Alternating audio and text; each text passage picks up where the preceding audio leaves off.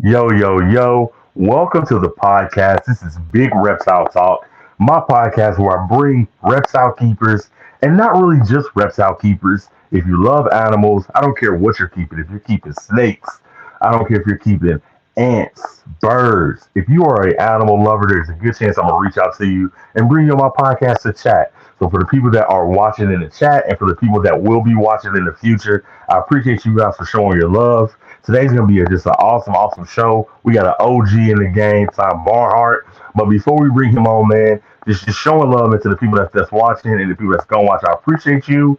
Um, and before we start, we got to show love to the people that support the podcast, man. This is Big Reptile Talk. We won't be anything without the people that support us. So let's go ahead and start and jump right into this, man.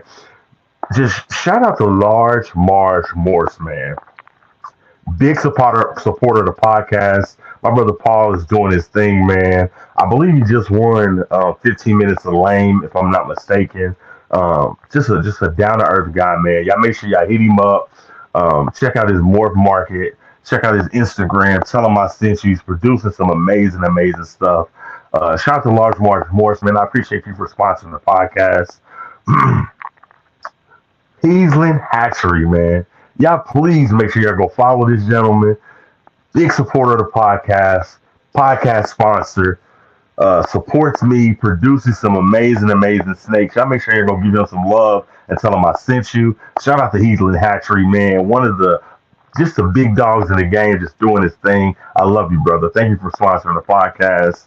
And last but not least, y'all make sure y'all check out Sloan Reptiles. I think that they deserve way more credit than they get. They got some fire. Make sure you're gonna check out their Instagram, check out their Morph Market.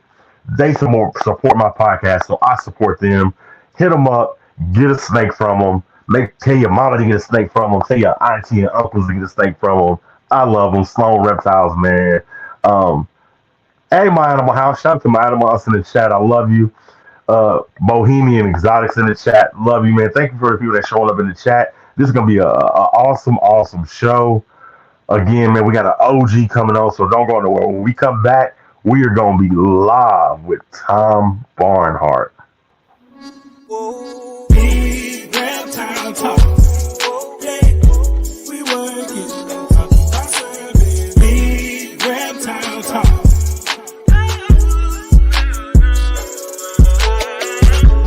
When it comes to talking about snakes, yeah. Love that we got for them effect. Yeah, big reptile talk. Let's talk about reptiles.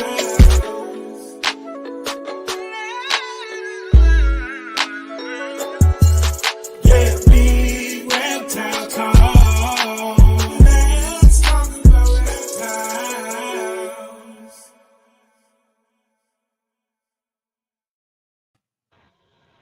Man, yo, yo, yo. Big Reptile talking in the building. We got Tom Barnhart in the building, man. I'm honored to have you here. How you doing today, brother? Good. How you doing? Man, excited to chat with you, man, because you're an OG in the game. For the people that don't know, and we're gonna talk about your come up in the game, but for the people that don't know, how long have you been breeding ball pythons? Well, I got into it in 2002 with actually getting ball pythons for breeding purposes. I had a pet when I was a kid, but I actually started pairing in 2003. So it's been 20. It'll be 21 years this fall, this coming year. So it's been a while. It's crazy to think about. Like it just happens. You just go through each season and you look back and you're like, it's been 21 years since I've been breeding. Never been big. I've always been, I would consider a small breeder, but it's at this point in the game, it's kind of like second nature. You know exactly what to do, and it's part of my life at this point. I mean, I've been doing it for almost half my life now, so it's pretty cool. Like 21 years. Do you realize you've been breeding longer than some people's kids been alive?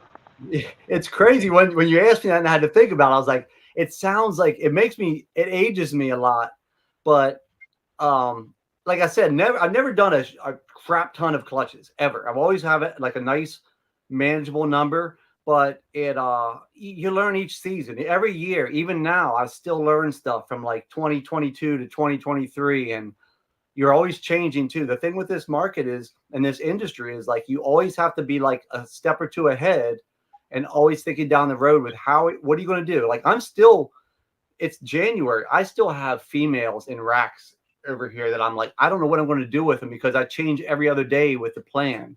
And you're trying to like stay on the cutting edge. And it's hard now because there's big breeders. Like, the big dogs are inspiring, but you kind of have to follow where the market trends are going too, in terms of, what do you want to do?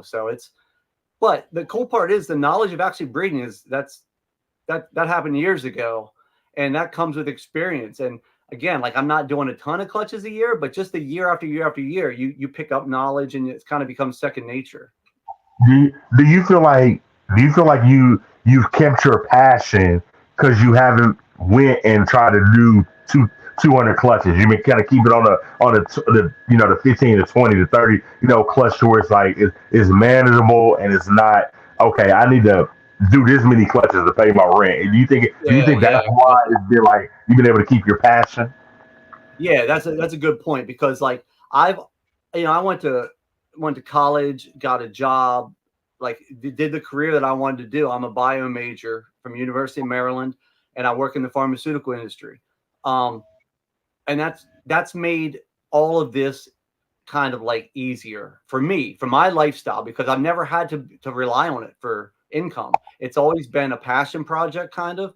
And it's like you said, like doing 15 to 30 clutches a year is manageable for me with two young kids, um, and a full-time job. But also that full-time job allows me, luxuries where I don't have to cut prices. I mean, I try to stay like legit and integral on what I'm doing. And I don't have to like do anything crazy to get rid of animals. Like, I have people that I can wholesale to if I have to, but I'm real picky about letting stuff go for like less than what it's worth. And in my mind, all this stuff is worth, it's my hobby, but it's definitely a nice extra secondary source of income too.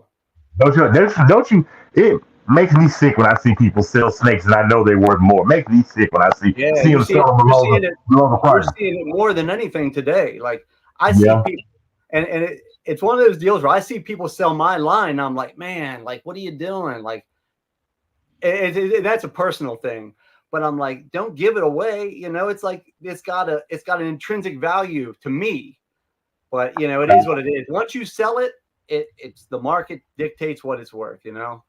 right, right, right. Now, I'm intrigued by you because, like I said, I've talked to a lot of people.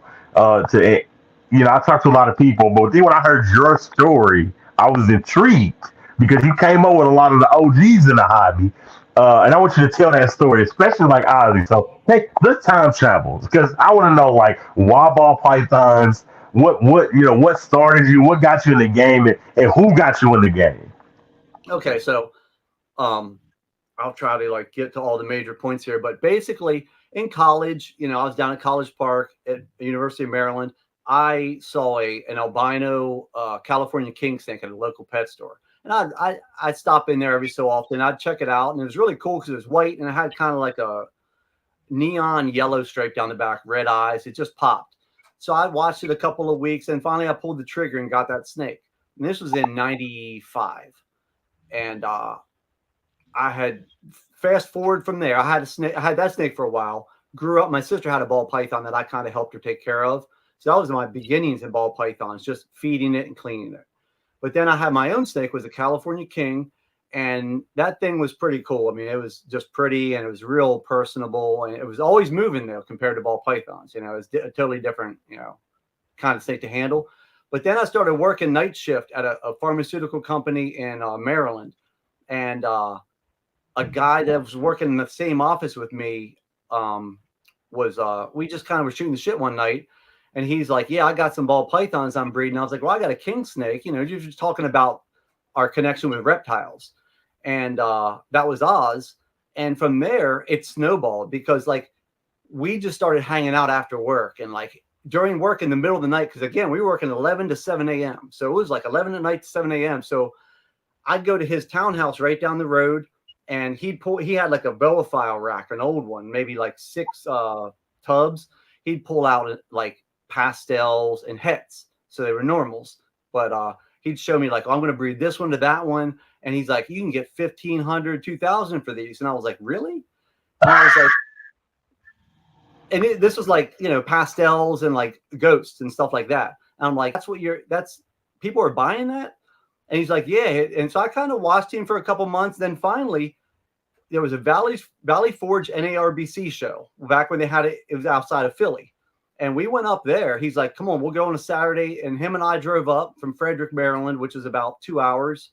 And we got there, and it was a pretty nice show. It's kind of timely now because I like to tell this story. We went right to Brian Barczyk immediately. As soon as you walk in the doors, Barczyk had his spread. It was like the shape of a U. You walk in, and he's there. I mean, this was 2002, and Oz already knew him because he had already been kind of doing the circuit of shows. And he's like, "This is Tom. He wants to get into it." And at the time, I wanted albino. I wanted to do the albino project because I like the red eyes and the yellow and the white. And again, go back to 2002, there wasn't all this crazy shit going on. It was like you only had about 6 or 7 morphs. I mean, you had more, but like the big ones were like 6 or 7 morphs you could choose from. And affordability, I was like, I want an albino, best bang for my buck, because they were selling for $2,500 for visuals. And I bought a het female from Brian for $700 that day. And that's what started it all with this whole thing here. And it kind of got me going. And it was rough at first because it's funny because I couldn't read the snakes. And I was like looking at them like, I don't know if they're going to bite me. I'd watch how they react and everything. And then once you figure out like, oh, it's not going to strike. And even if it does strike, it's not going to hurt, but you just didn't want to get bit. And it's just funny to think back on those days when I was kind of hesitant in my snakes, like where I'm like, is this snake going to just latch onto me? But little did I know ball pythons that they're all pretty mild. But from that point on, it snowballed. Like I went into the pastel and the ghost. Orange ghost and pastels were my next step.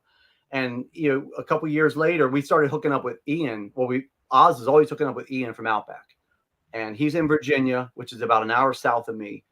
And we go down there. He get imports every April.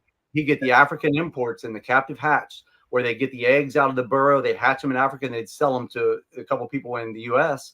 Ian was one that would get I guess he got priority because he would pull in some pretty crazy shit, unproven. But in 2005, I believe, Oz and I were like, what are we going to do? Because we would talk about it like, what's the next big thing? Like we have a pastel, albino, axanthic. And then we're like, man, I like the black pastel and the cinnamons because you're making pewters, you're making super black pastels, 8 balls. And I was like, there's a lot of stuff you can do there. And it's very impactful for a codom too. Back in the day, like it was like year one, you can make just crazy shit.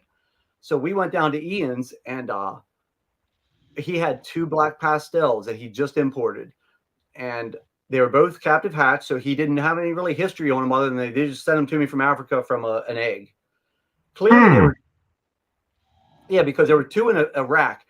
And I went down, I had my tax return that year. I think it was 2000. It was either 2005 or 2006. So my entire tax return, I went down there and I was going to spend money. So we didn't work out the deal yet, but I had about $8,000 on me. So we get down there, and Ian I heard that they were going to be about $8,000 from Oz, and that's about market price. So I went down knowing that Ian would give us the deal if we bought volume.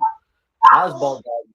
I was there for 1 snake, and he pulled out the 2, and it was a black pastel that looked like a cinnamon. It was your run of the mill everyday black pastel, which you see a lot of. And then there was one that was just busier, and it popped. You're like, holy shit, that one's nice. And Oz looked at me, and he's like, he had already bought a bunch of other stuff, and he was already coming away with like just a ransom of snakes. And he's like, which one do you want? He's like, it doesn't matter. He's like, we'll just trade off babies anyway. I'm like, well, if you're honestly asking me that, I want the good one. And that's not like me, because I was kind of on his coattails, and the normal me would be like, I'll take the bad one, you take the good one. That day I was just like, I want that one. If you don't care, we'll switch them around, which we did over the years. he has my line and a lot of his stuff too. So it's not like he made out from that as well. But I took that one, and that's kind of like fast forwarding into basically what I built my whole business around, and not even knowing it for years that I had like this diamond in the rough like snake in my collection. It took me to figure that shit out. That's why I look at these guys like Justin and Oz and these bigger names that like have done so well, and I'm like, man, I was there, and then I just kind of I didn't push myself to that point where I could have like stepped up to the next level. And I had this thing in my, you have something in your collection, you just don't realize the value of it until after years of breeding. And like you said earlier, I'm not breeding 100 clutches a year. I'm breeding like 15, back then 10. So it took me a lot of years to see like, wait a minute, this thing is producing some different looking stuff than what I'm seeing online. And this is pre-morph market. So you had to Google, what does a black pastel mixed with an enchi look like? That's a weird one. That's a bad example because they're allelic. But like, what does a black pastel look like with a yellow belly? Well, when I hatched my first two out in 2008, I was like, holy shit. I sent pictures to Oz immediately because he's always my first go-to back in the day. I'm like, of course. Is this normal? Like, look at this. They were orange. The pattern was stretched. And I'm like, it could only be two things because it was a yellow belly and a black pastel. That's it. And he's like, holy shit, dude. He's like, that's something crazy. He's like, don't sell any of that. And that's a good part about him. Even back in the day, like early in the day, he still had like the best advice. He's like, him telling me, don't sell that, hold that back, and don't get out. Don't get out of the hobby are the most valuable things that anyone could have told me. And I was pretty low key. I deal with Ralph, and like I said, I bought from Brian and Ian, but I'd always kind of be in the back seat. Like I was never like up front. Like mainly my only guy that I contacted was Oz back in the day because I knew him on a personal level outside of snakes. I'm like, what do you think this is? And it was cool to have that. I look back at those moments and I don't realize until today how valuable that was. Whereas people come to me and I give a lot of time to people, and I think it's a good thing because if someone asks me a question, hey, can you identify this snake? I think it might be this. I take the time to do it. Even though they're not a customer, I just look at it like I got lucky. I had one of the industry greats before he was a great kind of mentoring me, not even realizing he was mentoring me. And we were both kind of feeding off each other, but I didn't realize like, this is one of the top guys and he's steering me in the right direction without even knowing it. I got lucky, and I got lucky with the black pastel that I got too. If you want, like, we'll get into that later, I guess, but yeah, it's very, to look back in retrospect at all this stuff. It's like, I could have gone 100 different ways, 1,000 different ways in this ball python game, but I hit a lottery ticket with this black pastel. And it took me years to figure that out too. That's the crazy part. I didn't immediately be like, wow, that's going to be my brand and I'm going to just go balls out with this black pastel. It took me years to figure that out because I was in denial. Right. You got to figure back in the day, and tell me if I'm talking too much because No, you're good. I love the story. You're good. Keep talking. I love it. Back in the day, it's like everybody was coming out of the woodwork with like, and I've told this before, like, this is a normal and it's got a weird pattern or a weird scale. And this was kind of around the yellow. What's a yellow belly? What's not a yellow belly? Oh, my snake has a solid white belly, so it's got to be worth something. I remember back in the day when snakes had solid white bellies were being sold as a premium and they were normals. I mean, you think of that, the clutches you hatch out now, if you pull the ones that don't have pattern or markings on their belly, which is most of them, people were selling them as like a luxury snake. Like this could be the next yellow belly. And it was a confusing time, but it was exciting too, because you looked at everything under a microscope, like that could have potential. And nowadays you look back and you're like, well, thank goodness some of the people worked those projects out and made them what they are today. Just because we wouldn't know about it. But it's very interesting. Like, back then I was in denial that my black pastel was different than any other black pastel until year after year I was hatching out shit where I would start getting some bigger names contact me like, hey, I want to get 3 of your females or whatever. I'm like, you do? From me? And it was like, I was still like a small fish in a big pond. I was like, okay.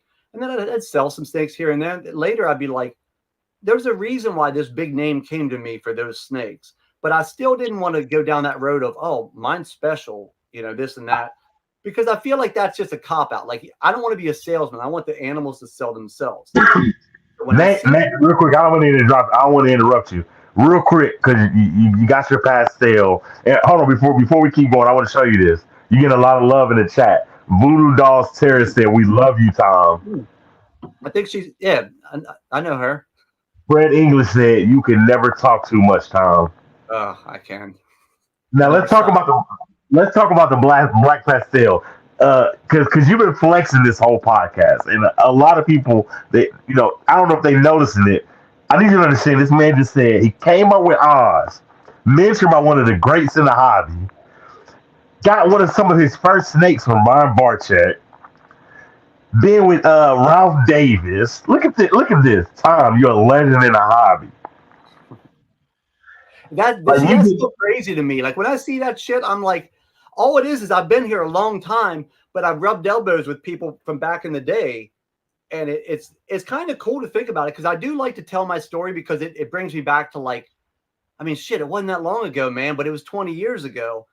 And it's different now, but I feel blessed that how I got into it. I guess I got lucky. I don't know.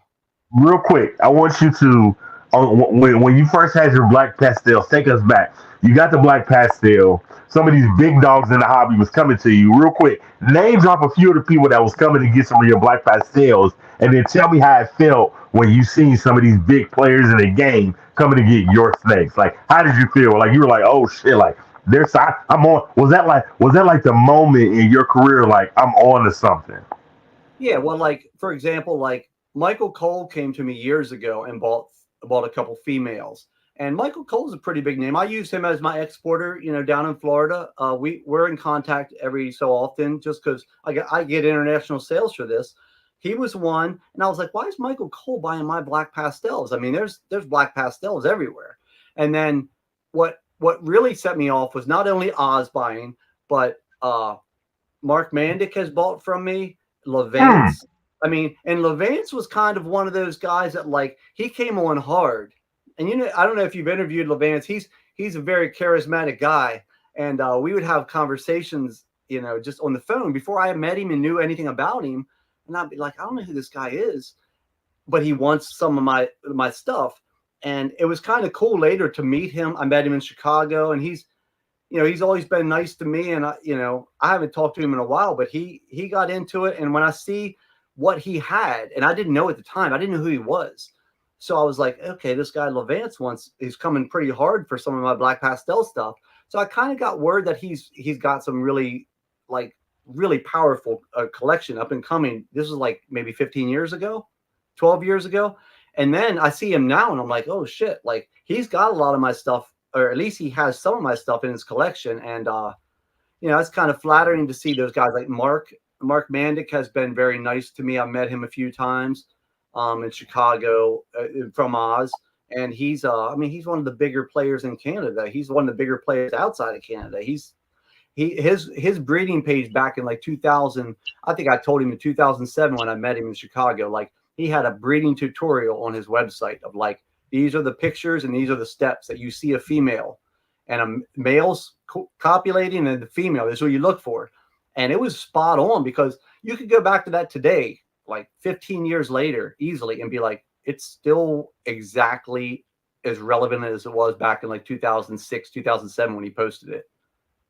So it's pretty cool to see that. And it's like funny because like with Barchek, like it fast forward to like 2007, we were at the Tinley show, Oz and I. He was there and I was helping him at a table. And I just remember hooking up with like with Brian Barchek and those guys afterwards. We ate dinner with them. We went out that night, and he was super nice. And it's like, it's so sad now, but it's like he didn't know me. I wasn't a name back then. I was just Oz's helper, but he was treating me like I was Oz and anybody else. Like he was super nice. He bought me beers. We went out to the happy hour, then we did a dinner, and he was as cool to me as anybody. And that's just how he was. Like, that's the thing. Like, you see people say bad stuff about him online. I'm like, the guy is he's a super genuinely nice guy. Like, I've met him. I bought my first snake from him, and he was the top of back then he was at the top. And I just, not only did he have the top notch stuff, but he was like super, super nice to me, who I was a nobody, and it was just, you look back at those moments, you're like, I'm glad that I had those moments, because, looking now is as we are in January, it's a nice memory to have of Barchet. Like, he treated me really good when I didn't have a black pastel then. I was just a guy helping Oz at a table in Chicago. Tom, man, you got some incredible stories, man. Like, you've been doing this for so long. Like I love it, man, and I love that you stay relevant for 20 plus years. There's a reason for that. Good people gravitate towards good people. That's why you hung out with all the industry greats. You hung out with Ozzy, Ralph Davis, Brian Barczyk. I love that. But now, just for shits and giggles, man, I got to give you a hot seat question. Oh. I got to give you a hot seat question, man. So let's say, and it's just for shits and giggles, man. You got to pick one. And we love them all. We love them all. But let's say you needed a job, and there was only 3 jobs in the world. Where are you going to work, and why? You going to work for Ralph Davis, Kabelka, or Ozzy? Where are you going to work? Well, I mean, my loyalty is with Oz, but I'm going to say Kabelka, because I've never met him in person, and he seems like a really nice guy online. Like, he seems like I could go to that job and be late and maybe screw up, and he wouldn't fire me.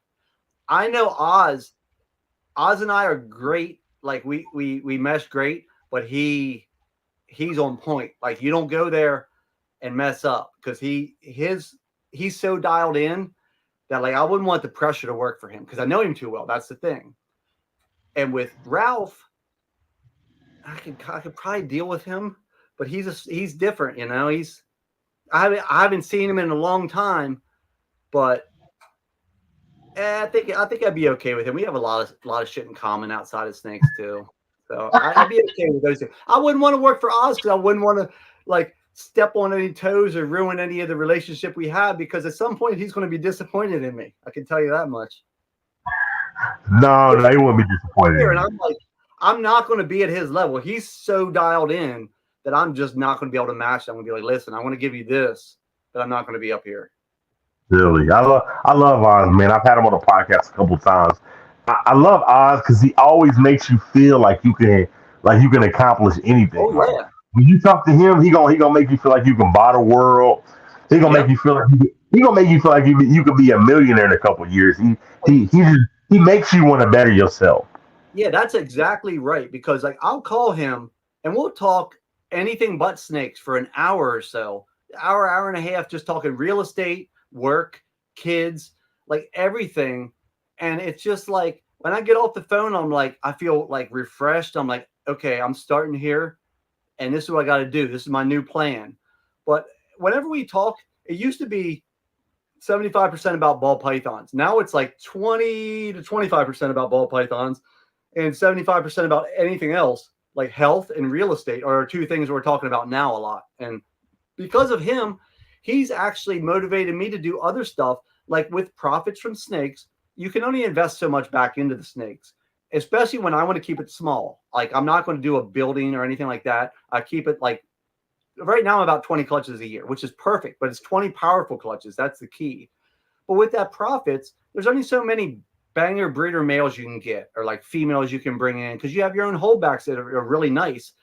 So I started listening to him. He's like, you got to start looking at like other options to like kind of like diversify your wealth.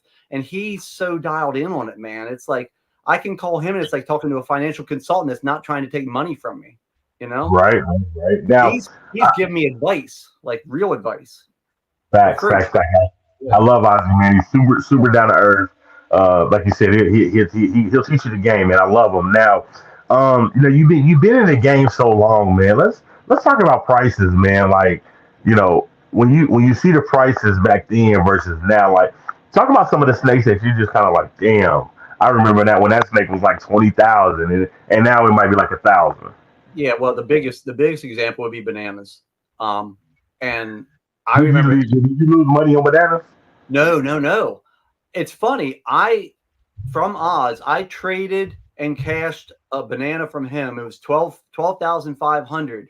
It was a banana yellow belly female back in, I think it was 2012, right when all this banana stuff went crazy. Before before we knew about the whole male, the sex thing was kind of known, but it wasn't. We didn't know the details of it. We just knew that like I forget what it was. God damn it! It was like you could only get male bananas, like because there were a bunch of male makers out there. So it was like we're only getting male bananas. But if you got female bananas from a male, it's like holy shit, that banana now is worth $50,000. That's what they called a female maker, and there wasn't many of those out there.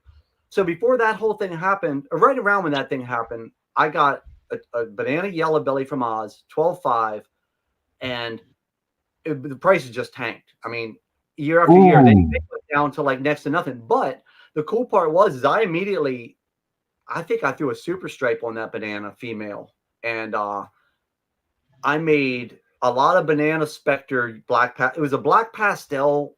Oh shit, I can't remember what it was, but I made black pastel specter bananas from that female, first generation, 2014, 2 years later, and I made a lot of money off that. And I tell you what, I say banana because today I don't want to crap on any project, but bananas are so like they're not as hot as they were. And I kind of used to throw a banana black pastel head clown up for female, and it'd sell within hours. Like for this was a couple years ago for 12,000 or $1,200, 1,300 bucks within hours. A black pastel banana female would go for like 600-700 bucks in hours.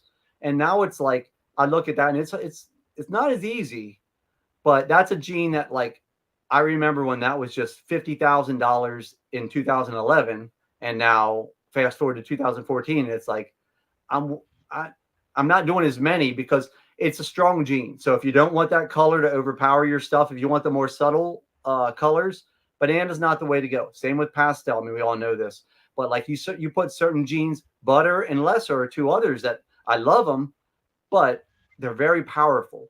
And I kind of almost like the subtle codoms where it's a subtle change, but then there's a super form that's a nice, like blackhead's a good example. It's not an all black snake. It's not an all white snake. It's a nice subtle change and it adds value to everything. But then the super form is another level. And you're not just making a snake a completely different color palette. You're just enhancing. And right. that's kind of what I try to key on now with my projects. Facts, facts, facts. I love that, man. I love that. I love to have fun, and I love breeders to come to my podcast and learn a little bit. And I think a lot of new breeders fail because they come into the hobby thinking you're gonna make money instantly within the first 6 months. They don't understand that this is a long Oh yeah. game. Yep. So my question to you is like, how did it feel? Like you jumped into the game, you started breeding your ball pythons, and like I said, a lot of people they don't make money those first 2, 3, 4 years. So talk to me like when you actually was in the game and you actually started seeing profits. How did that make you feel?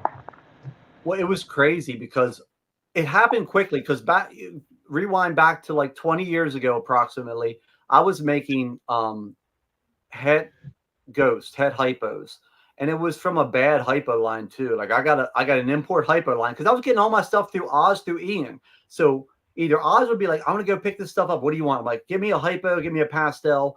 And then I started going with him down to Ian's, and we would kind of see stuff. I'm like, well, I want that one. But I would sell het hypos for maybe 300 bucks for females, 200 for males, hets. And you figure back in the day when you had a collection of 10, if you sold, a couple thousand a year in those little nickel and dime type sales, it's like my feed cost wasn't that for rats for the year. It wasn't, maybe 500, $1,000 but I was making 3,000, 4,000 those first couple years. And you could see the daylight, you could see the profits, like your net gain was more, you were making more than you were spending. So that's a good thing. And it was fun. It was a hobby. It kind of like gave me something to do outside of my day job. And I was kind of getting into it. And then it just has never stopped exploding with new morphs and new combinations. And the cool thing, and you've said it before, like I've been doing it a long time. And right now is a weird time because of oversaturation, I think, a bit from everybody jumping into it the last couple of years. Now, that was a great thing. I mean, 2022 was my best year ever. Like record profits. Excellent. But that popped, that bubble popped. 2023, I just did my numbers the other day. I did half of what I did 2022. Still good, still happy with that. But it's like the thing is with me, I've never overexpanded myself to a point where I'm like swamped or drowning in snakes and work and time. I've always kept it manageable. And anyone that's in this today, stay manageable if you're new to it. Think about long term. Think about it a chess game. It's like a chess game. What 2 years ahead, what do you want to do? 3 years ahead, what do you want to do? Don't worry about like next year, because next year probably everybody's going to do what you want to do. Think about how to be unique and how to have that like that layer of defense where people aren't going to get to you in a year. Like, what can you do to buffer yourself from the rest of the pack? Like, stay up here. And I just got lucky because I stayed in it too, because, and like I told you before, I would call Oz, like, I think I want to get out. Like, I'm done. And this is like back in 2010, 2011. It was just weird times. I'm like, you know how much I would save in rats if I didn't have these ball pythons and work and cleaning? And he's like, dude, I'm selling a lot. He's like, just stick with it.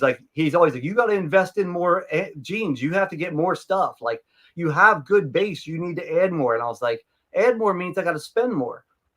But my brain now tells me like I'm glad I stayed in, but I should have listened to him at that time. I listened to him like later. I would do what he said, but it took me a couple of years to figure it out. And the cool part is because of my line and my longevity, people just got accustomed to seeing my name, like, and the trust came, and they would be willing to send me thousands of dollars for a snake. And I'm like, well, this is crazy, but they have trust in me. So what that made me do is work harder to be more trustworthy and more like quality. Like, if people are sending me a lot of money, and I value the dollar, more than anyone. I'm like, if they're sending me their dollars that they work their hours for, that's their time. They spend their time to make money to give to me for a snake. I want to give them the best experience that I can. And customer service. If they come back to me in a month or two and there's a problem, I'm going to take care of it. If their snake's not eating, I'm going to tell them what to do or just try to make it right for them. Now, granted, with ball python, I don't want to go down that road because that gets a bit tricky, especially if you're keeping it shitty. But that you always try to like you ask, how are you keeping it? What are you doing? I help them, and I want to give that customer service after the sale. So I love that.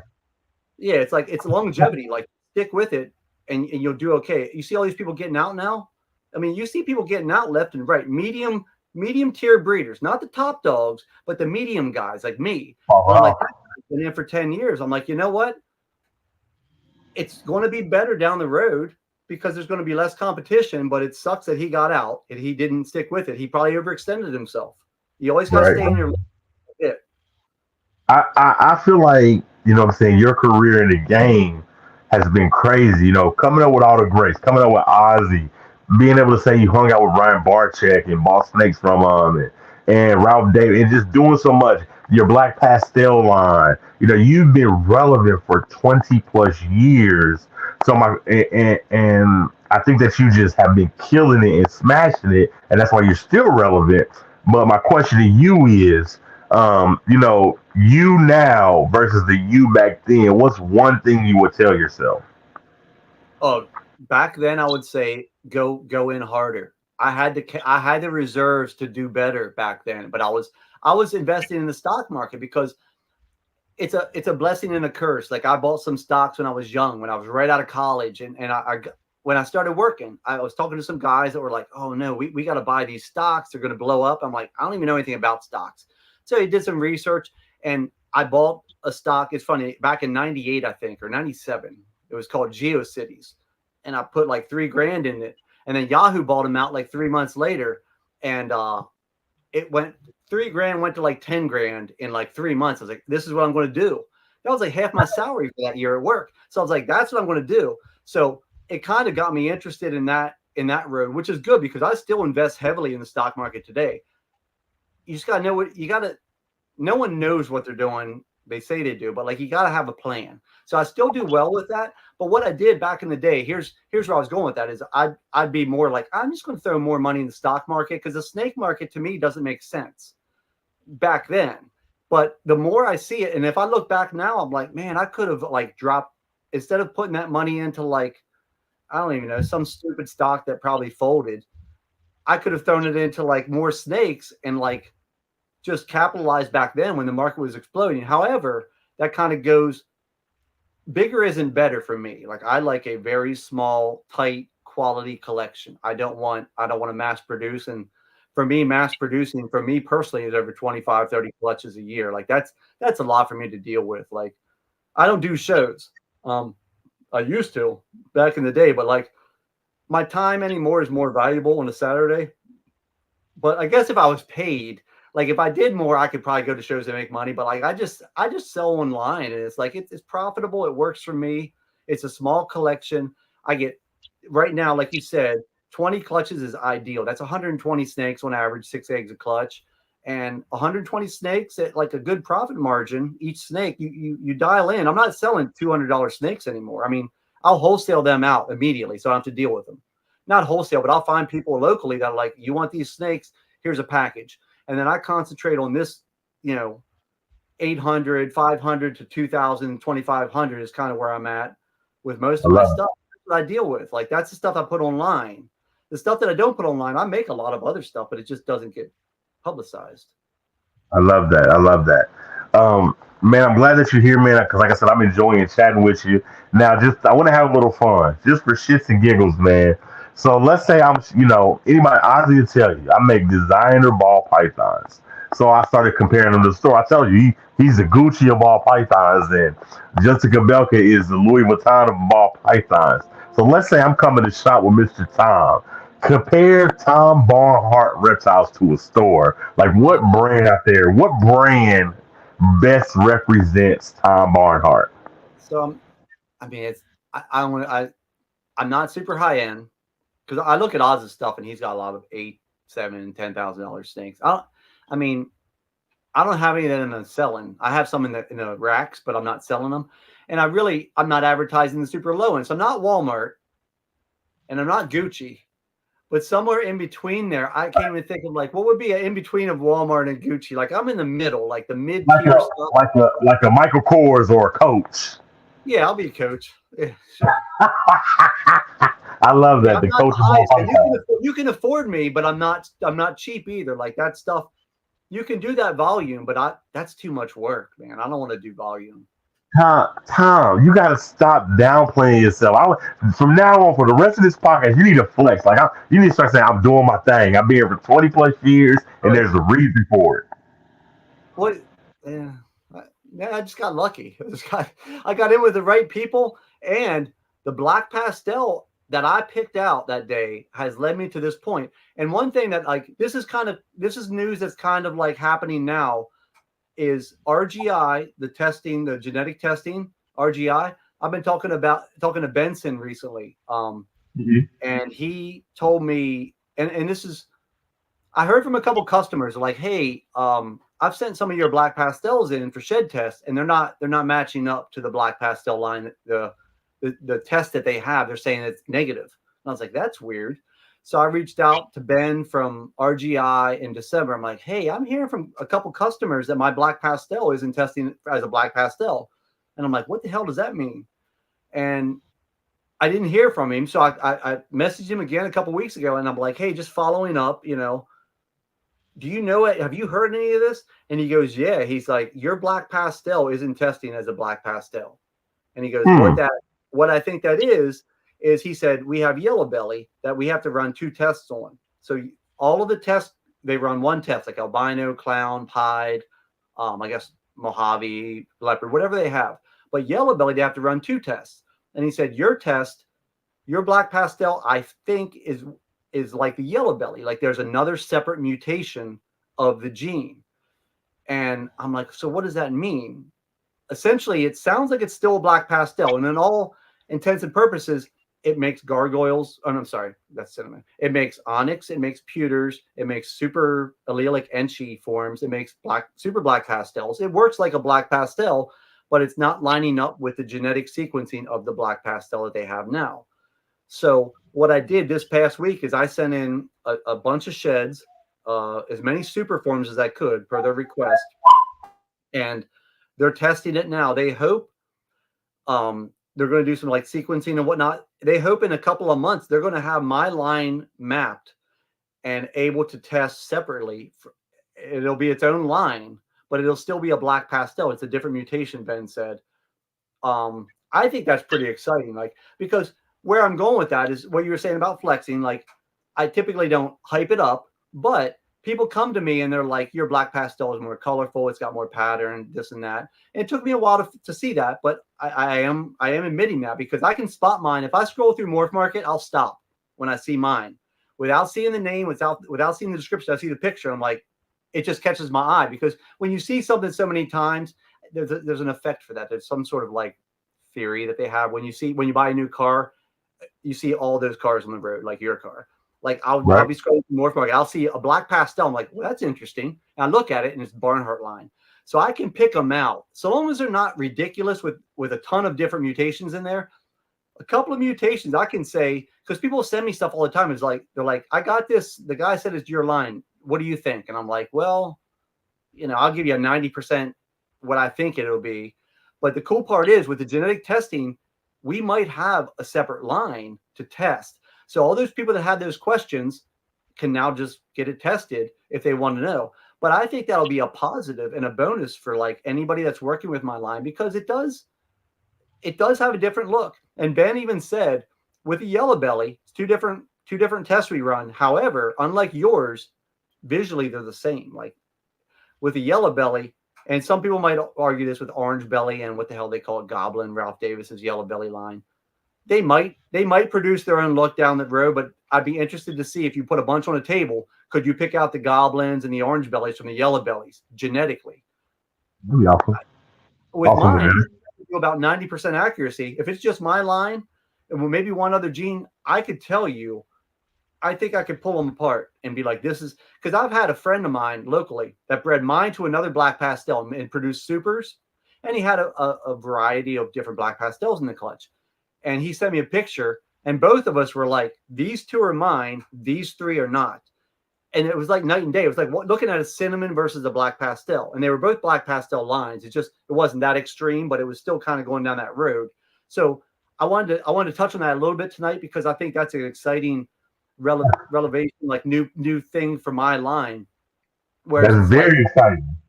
And ultimately, hopefully that can get into more, if it is proven as its own, which Ben thinks it probably is, we can get that in a couple of months and then Morph Market can have a separate line item for like Barnhart black pastel because people have asked me about it. I'm like, just search it, put keywords, put my name, and that's how you can find it. But if they make it its own line, I view that as only a good thing. Now, does it change anything? Probably not, but like it makes it separate from the other line, but it still acts like a black pastel. It still is technically a black pastel, what I'm thinking. Right. Now, I like I said, I love what you've done in your career, man. You're known as the black pastel king, you know what I'm saying? But for shits and giggles, man, just to have a little fun, if you look at everybody's signature snake that they name for, it has some kind of crazy name. You look at Ozzy, he has like the Orange Dream, or JD Constrictor. He did the Stormtrooper when it came to like the Xantix morphs. Black Pastel was a cool name, but if you had the chance to rename it right now, what would you name it? It would be your something more like, it would be something with orange, just because like my line adds like a unique color of like a rust kind of orange color, but I mean obviously Orange Dream is taken. Like a rust based name, I think, because it adds a little bit more color to the brown. It's still brown. They all brown out as they age. But when you add yellow belly and other genes to that, you can keep that nice orange color. But so it would be like a rust or like sometimes burgundy interactions you see too in like the flames. So it'd be something like that, but a lot of that stuff's already taken. Like there was already like I don't even know. There's been so many names out there. It's like it wouldn't be black pastel because I don't understand. All snakes mostly have black on them. I don't Right. know. Black pastel. I'm not sure who named it. I know Ian had a bunch of them back in the day. It's a good question. Who originally named the black pastel? Was it Right. Butterchuck? Was it had to be an OG, like an OG before me, you know? Right. I love it. I'm going to find that out. Shout But I out would to go more in the orange range, the color range. I wouldn't go black. right. Although super Shout out black, to I guess, maybe. Shout out to Tara. She give you a compliment. She said we only keep Barnhart Black Pastel in our collection. That's all we keep.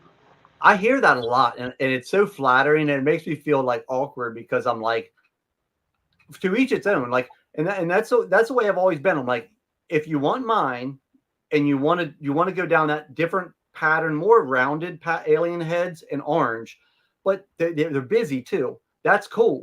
But sometimes you don't want that. Sometimes you want that more muted color, more if you want to go with an axanthic, black pastel axanthic. I don't know that I would use mine. Like honestly, like I would use one that's more less orange because that's what you want to throw in axanthic. You want to throw less color.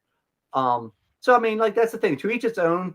I love that people say that, but it makes me feel weird because I'm like, I don't want to shit on other projects and other black pastel lines, but I do feel like a good feeling when people say that to me, like a sense of accomplishment. Not that I did anything; it was all the snakes, but it's cool because I'm like, yeah, man. I don't want to be like, screw every other black pastel line. This is the only one. It depends on where you're going with it. Depends on what you want to do with that color palette, essentially, in pattern. Right. I love that. I love that. Now, you've been doing this so long. You've accomplished so much, man. But give us kind of like your 2024 plan. Like what you're working on. What's your plans for this year? I feel now is a really tough. It's I don't want to sound like I'm regurgitating everybody else, but it's tough now because you have to be a step or two ahead and you got to really have a feel for the market. And my problem is I'm not at shows. I go to the Gettysburg show in Pennsylvania like 3 times a year. And I go there and I hang out with a couple of breeders, like local guys, Chad Hawker goes there. So I pick his brain a little bit. And Mike Osmond is a Maryland breeder who's up and coming. He's got some good stuff. And, we'll talk. And Tim Harvey morphed out. And I kind of just talked to a couple guys, see how the market is for them, what's going well for them, and Oz.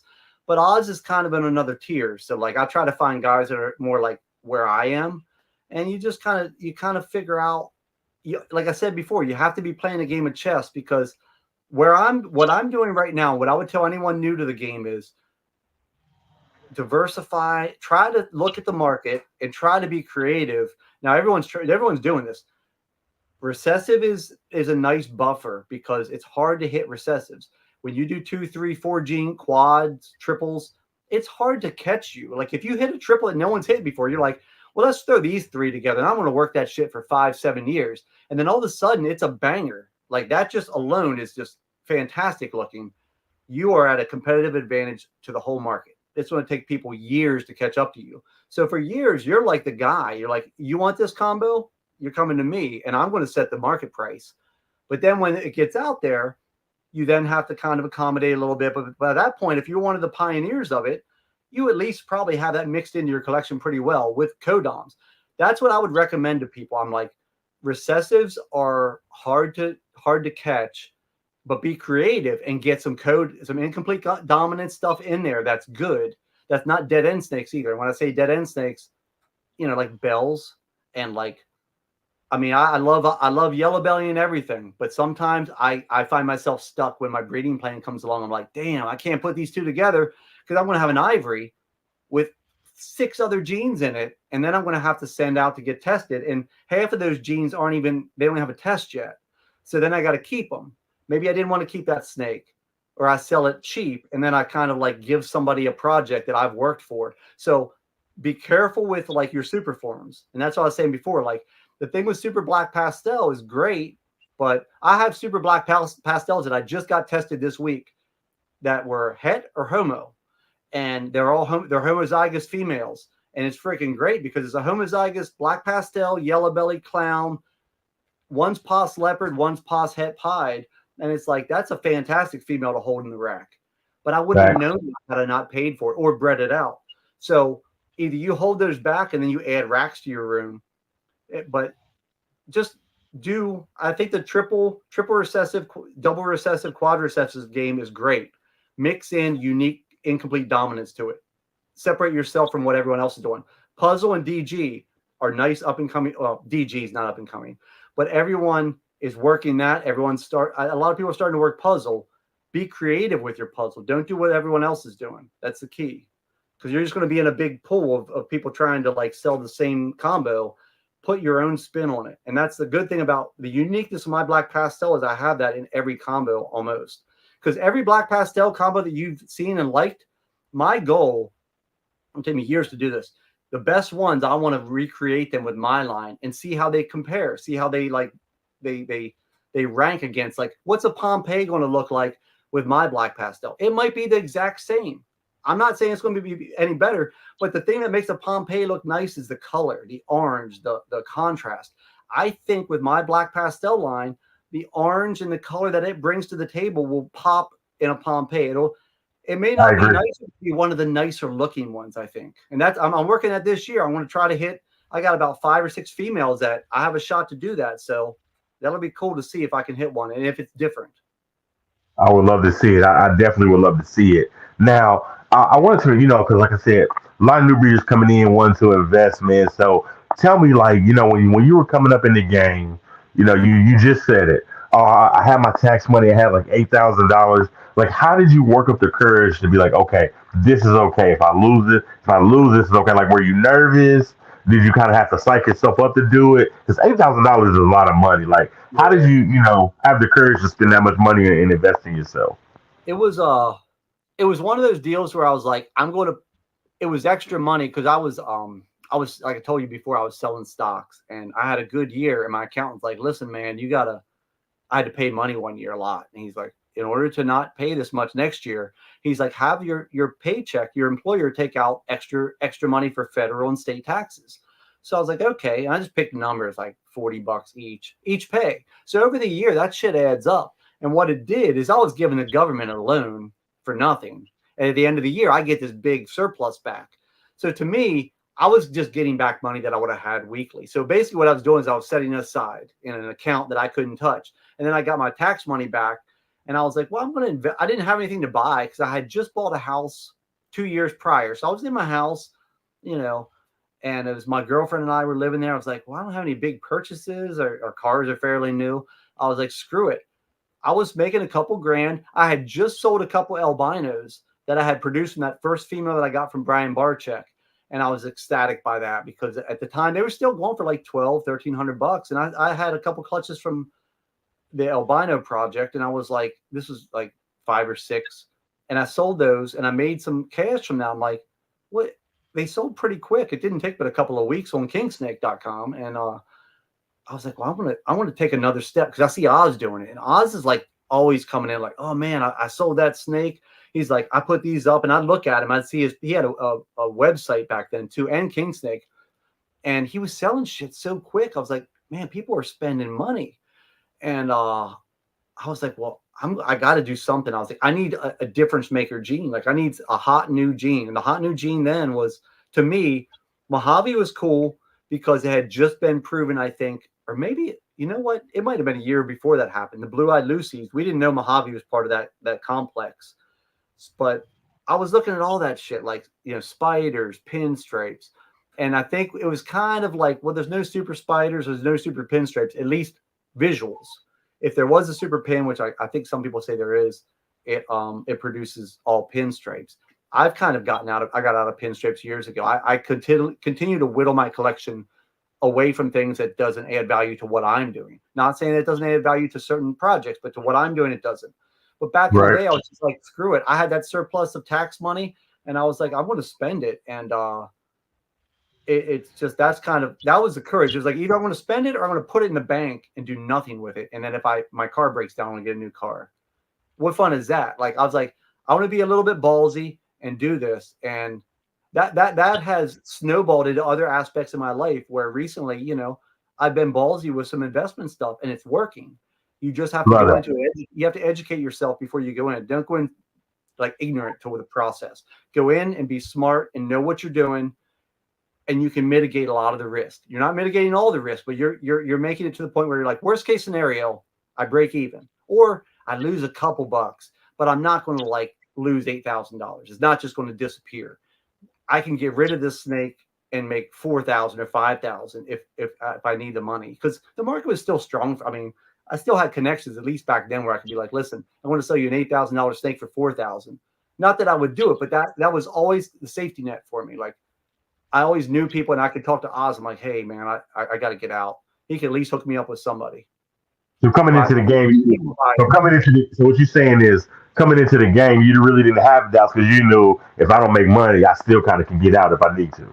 Yeah, like I mean, I knew Ian was always buying. That dude was just hustling. I mean, I haven't seen him. I was talking to my wife about him tonight. We went out to dinner, and I was like, "Yeah." I was telling her the story about. She didn't know that like Oz and I were looking at the same snakes, and he's like, "Which one do you want?" And I was looking at him like, "Well, it's obvious which one I want." Like I'm like, "If you're cool with it, I'm taking the good one." And but Ian was such a hustler back then, and you look up to him because I was looking at him like, man, that guy, he sold everything. He got imports. He had really cool jeans, and he was selling them for good deals.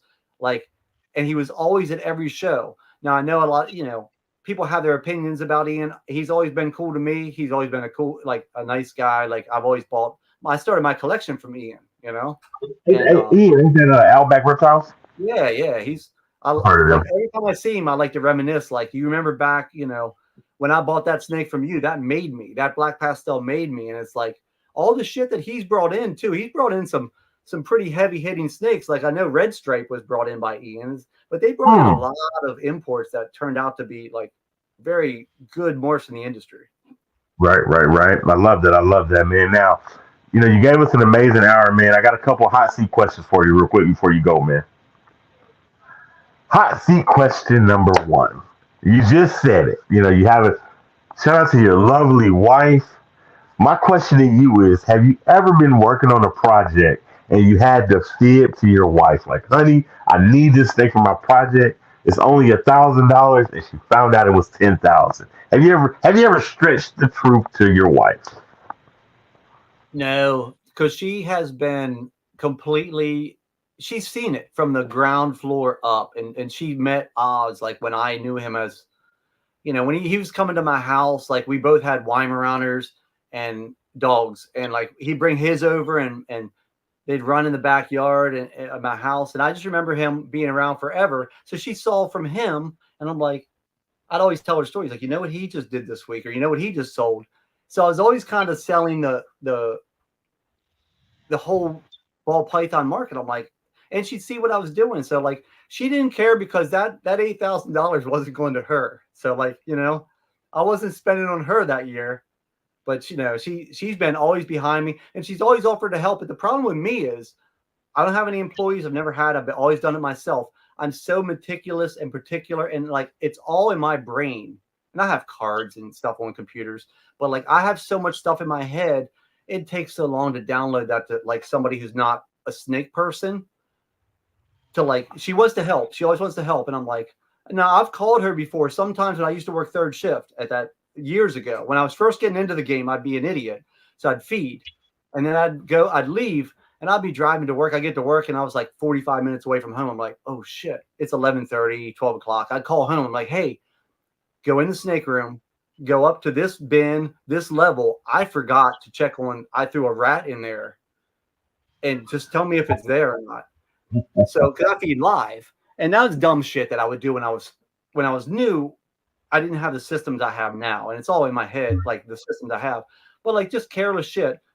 And she would check, and I'd be like, if there's something in there, you got to get it out. So she would like be always helpful. So she knew, she was involved enough that she knew that there was money to be made, and but she's never pressured me or anything like in terms of like, you need to do this. She's like, you take control of it. And if you need help, let me know. And I don't care what you do with the money because you seem to be doing well. So it's kind of, I never floundered, I guess.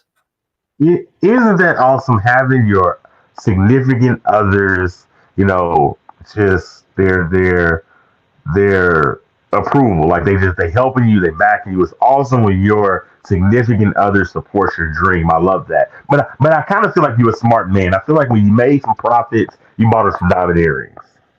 Oh yeah, diamond earrings were a birthday present. I remember probably back in maybe it was probably before the snakes, but yeah, it's I've made sure that she had some good presents over the years. I love it. I love it. I love it. And Now vacations and trips. That's the thing that we like to do is go on trips.